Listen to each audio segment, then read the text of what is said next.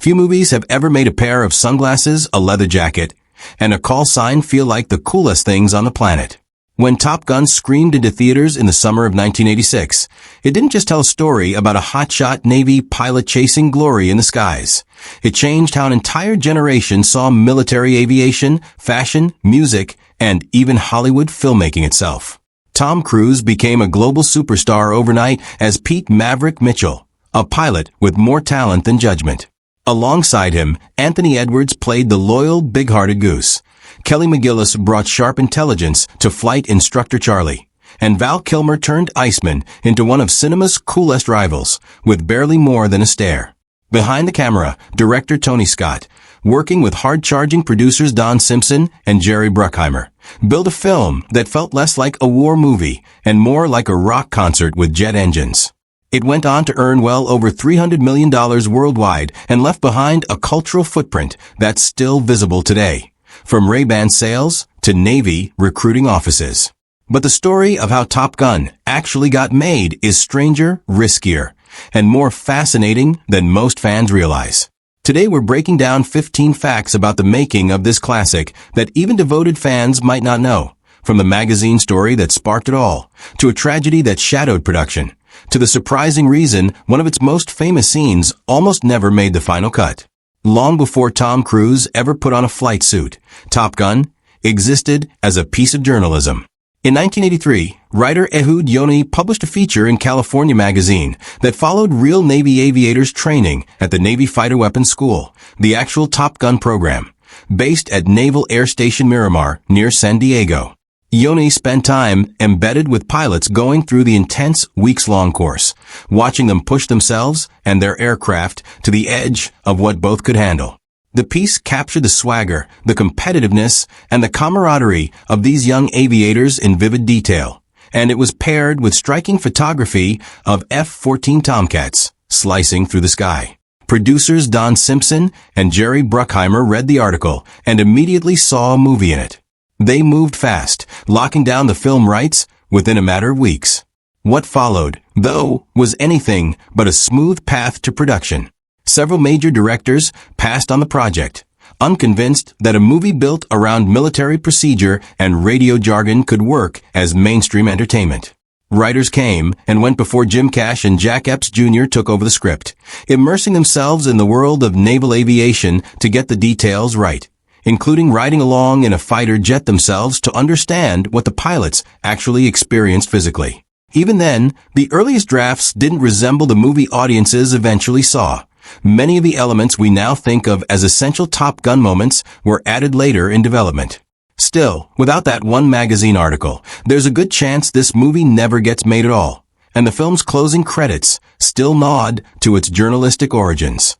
One of the reasons Top Gun still looks and feels different from most action movies of its era is that almost everything you see in the air is real. There's no way to fake that kind of footage convincingly with the technology available in the mid-1980s. So the filmmakers had to go straight to the source. The United States Navy. Paramount negotiated access to actual F-14 Tomcats, aircraft that were worth tens of millions of dollars apiece, along with the pilots, fuel, and facilities needed to fly them for the cameras. That access didn't come cheap. The production reportedly spent well over $1 million just working with the military, covering flight time, base access at Miramar, and time aboard active aircraft carriers. On a production budget that was relatively modest by today's standards, a significant chunk of the money went directly toward keeping real jets in the air. It turned out to be one of the best investments in the film's history, because the sense of scale and danger audiences felt watching those launches, landings, and dogfights simply couldn't have been replicated with models or early computer effects. There are also smaller, stranger stories from that collaboration, including a moment when director Tony Scott became so enchanted by the golden light of sunset on an aircraft carrier's deck that he asked the ship's crew if they could change course to catch it again. The maneuver came with a real financial cost in fuel and logistics, and by some accounts, Scott personally covered part of the expense just to get a few more minutes of that perfect glow on film. Watching Top Gun, it's easy to assume every white-knuckle cockpit close-up was shot thousands of feet in the air. In reality, a large portion of those scenes were filmed on the ground, inside a hangar. The cast did go up in real Navy jets and experience genuine G-forces. But once the cameras needed to actually capture usable dialogue, the noise from jet engines and rushing wind made that impossible. Even specialized microphones couldn't cut through it cleanly enough for a finished film. So the production built a highly detailed mock-up of an F-14 cockpit and mounted it on a movable rig that could tilt and shake to imitate the sensation of banking, diving, and climbing. Rear-projected footage of sky and clouds played behind the actors to sell the illusion of motion, while crew members off-camera used water sprays to simulate sweat and adjusted lighting to suggest shifting conditions in the air. Actors like Tom Cruise, Anthony Edwards, and Val Kilmer drew on the memory of their real flights to bring authenticity to those performances, even though they were technically sitting still in a hangar. Meanwhile, the genuine aerial footage, the dives, the formation flying, the breathtaking wide shots, was captured using chase planes and specially rigged camera aircraft, flown by real Navy pilots. It's a blend that most audiences never noticed, and that's exactly the point. The illusion worked. It's one of the most parodied, referenced, and instantly recognizable scenes in the entire film. Shirtless pilots playing volleyball on the beach while a rock song plays over the action. And yet, that sequence contributes almost nothing to the plot. No mission is discussed, no orders are given. It exists purely to show off rivalry, physicality, and camaraderie outside the cockpit. Director Tony Scott, who came from a background in high-end commercial advertising, shot the scene with that same eye for style, bodies in motion, sweat catching the light, everything timed for the warm glow of golden hour. Crew members reportedly kept spraying the actors with water and touching up their skin with oil between takes to keep the visual polish consistent. When studio executives saw the footage, some were reportedly unconvinced. It looked expensive and indulgent for a scene that didn't move the story forward, especially at a point in the film where they wanted more focus on jets and training. But Scott held his ground, arguing that audiences needed a moment to see these characters as young men driven by ego and competition, not just call signs and cockpit procedure. History proved him right. The sequence has been imitated and parodied for decades and remains one of the most enduring images from the entire film. Before Top Gun, aviator-style sunglasses had drifted out of mainstream fashion, seen by many as an old-fashioned accessory rather than anything stylish. Sales had slowed to a relative trickle. Then Tom Cruise put on a pair of gold-rimmed aviators as Maverick, and the entire perception shifted almost overnight. The glasses carried real authenticity. They were modeled on eyewear genuinely used by military pilots. But on screen they became something more, a symbol of reckless confidence that felt both larger than life and completely attainable. Not everyone could fly a fighter jet, but anyone could walk into a store and buy the same sunglasses Maverick wore. In the months following the film's release, sales of aviator-style sunglasses jumped dramatically, and the trend carried the brand through the rest of the decade. Decades later, when Top Gun, Maverick brought the character back to theaters, the same style of sunglasses saw another noticeable sales bump, proving that the connection between the character and that specific piece of eyewear had never really faded from pop culture memory. It's hard to imagine Top Gun without Val Kilmer's ice-cold portrayal of Iceman, but Kilmer himself wasn't especially eager to be part of the project. He reportedly wasn't drawn to the script and had reservations about what he saw as a movie that glorified military conflict.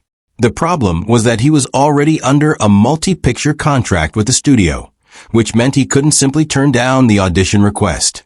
According to accounts from the production, Kilmer leaned into his reluctance during the audition itself, showing up in casual, oversized clothing and delivering his lines with deliberately low energy, hoping the lack of enthusiasm would convince casting to look elsewhere. It didn't work. He got the part anyway.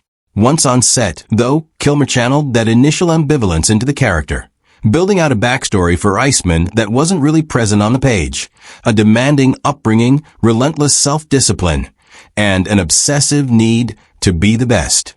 Small touches he added, like his unblinking stares and clipped, controlled line deliveries, helped turn Iceman into far more than a stock rival. By the time filming wrapped, Kilmer's feelings about the project had reportedly shifted considerably, and years later, When a sequel was finally moving forward, he was said to be enthusiastic about returning to the role rather than needing to be talked into it. For all its jet noise and high-stakes dogfights, some of Top Gun's most beloved moments happen entirely on the ground, in sidebars. In one now iconic scene, Maverick spots Charlie across a crowded officers' club and decides the best way to introduce himself is by leading an impromptu, full-volume sing-along with his fellow pilots. It's brash, a little ridiculous, and completely in character. Later, in a different bar sequence, Goose takes over the piano, banging out a rock and roll classic, while the whole room joins in and Charlie looks on laughing. These scenes work because they strip away the uniforms and the technical jargon for a few minutes, and simply show these characters as young men enjoying each other's company. Audiences get a glimpse of friendships and personalities that exist outside the demands of training and rank, which makes the emotional weight of later moments in the film hit that much harder. It's a classic storytelling technique. Give the audience joy before you ask them to feel loss. And Top Gun uses it about as effectively as any film of its era. Both real-world filming locations connected to these bar scenes have reportedly become minor pilgrimage sites for fans in the decade since. In the film's climactic aerial battles, the F-14 Tomcats face off against sleek black jets marked with red stars, referred to in the movie as MiG-28s. Aviation fans have long pointed out that no such aircraft ever actually existed in real life. The MiG-28 was essentially an invented designation. The jets used to portray the enemy aircraft were actually Northrop F-5 fighters, American-made jets that the real Navy already used at its training facilities to simulate adversary tactics for pilots going through the actual Top Gun program. For the film, these aircraft were repainted in darker, more menacing colors and given fictional markings to disguise their true origin. Sharp-eyed viewers also noticed that real Soviet-era MiG fighters were almost always given odd numbers in their official designations, which made MiG-28 read as an obvious signal that the aircraft, and the country flying it, were intentionally left vague. The film never names the opposing nation or shows a flag, keeping the antagonists deliberately undefined.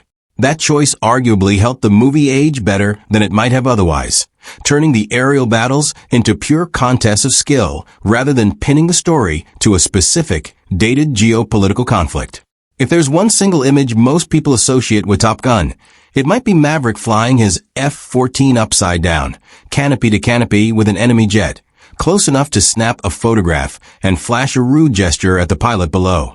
It's an unforgettable moment, and according to real aviators, something that could never actually happen. In reality, the tall vertical stabilizers on an F-14's tail would make that kind of close inverted positioning essentially impossible without a collision. The turbulent air created by two jets flying that close together in opposite orientations would also make the maneuver extraordinarily dangerous in real conditions. On top of that, fighter jets can only sustain inverted flight for short periods before fuel systems begin to struggle, meaning holding that position long enough to take a photo and fly away would push the aircraft's limits. None of that mattered to the film's creative team, though.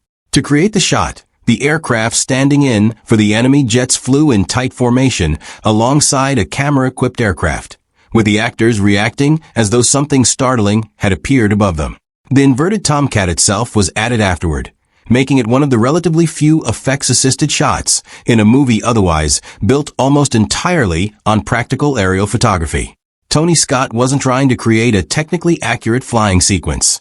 He was chasing a feeling of audacity and skill, and it worked so well that the scene remains the film's most iconic single image. When Maverick races his motorcycle down the runway alongside a taxiing jet, he's not just riding any bike. He's on one of the most advanced production motorcycles available at the time. The bike used in the film was a high-performance Kawasaki model featuring a liquid-cooled, multi-valve engine capable of reaching speeds around 150 miles per hour, making it one of the first mass-produced motorcycles to break that barrier. In a very real sense, it was about as close as an ordinary person could get to fighter jet performance without leaving the ground. What makes this detail even more interesting is that Tom Cruise reportedly had never ridden a motorcycle before signing on to the film. He had to learn the basics from local motorcycle shop staff before filming those high-speed sequences, which included riding without a helmet just feet away from moving aircraft. Behind the scenes, the motorcycle brand itself played a small but memorable role in the production. When producers first approached the manufacturer, hoping to receive several bikes for free in exchange for on-screen exposure, the company, wary after